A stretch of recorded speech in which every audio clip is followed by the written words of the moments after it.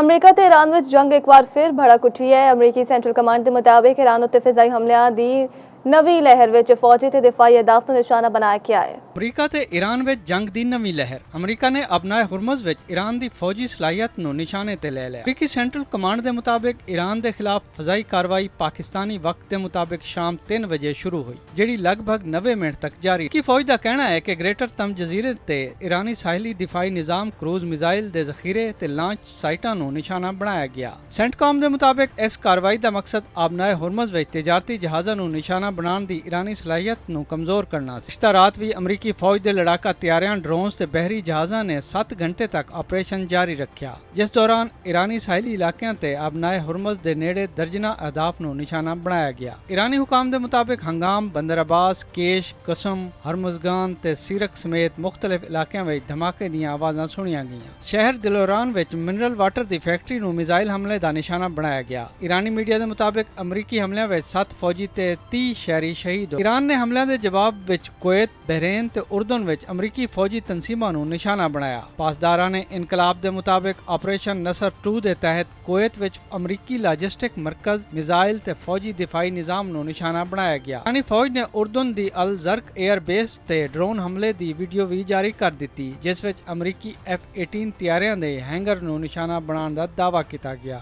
Kuwait ਦੇ ਹੁਕਾਮ ਦੇ ਮੁਤਾਬਿਕ ਈਰਾਨੀ ਹਮਲਿਆਂ ਵਿੱਚ ਇੱਕ ਬਹਿਰੀ ਜਹਾਜ਼ ਨੂੰ ਨੁਕਸਾਨ ਪਹੁੰਚਿਆ ਤੇ 4 ਫੌਜੀ ਜ਼ਖਮੀ ਹੋਏ। ਸਟਿਕ ਮਿਜ਼ਾਈਲ, 5 ਕਰੂਜ਼ ਮਿਜ਼ਾਈਲ ਤੇ 33 ਡਰੋਨ ਨੂੰ ਰੋਕ ਲਿਆ ਗਿਆ। ਈਰਾਨ ਨੇ ਅਬਨਾਏ ਹੁਰਮਜ਼ ਬੰਦ ਰੱਖਣ ਦੀ ਧਮਕੀ ਦਿੰਦਿਆਂ ਆਖਿਆ ਕਿ ਜਦੋਂ ਤੱਕ ਅਮਰੀਕੀ ਕਾਰਵਾਈਆਂ ਖਤਮ ਨਹੀਂ ਹੁੰਦੀਆਂ, ਉਦੋਂ ਤੱਕ ਇਹ ਸਮੁੰਦਰੀ ਰਸਤਾ ਬੰਦ ਰਹੇਗਾ।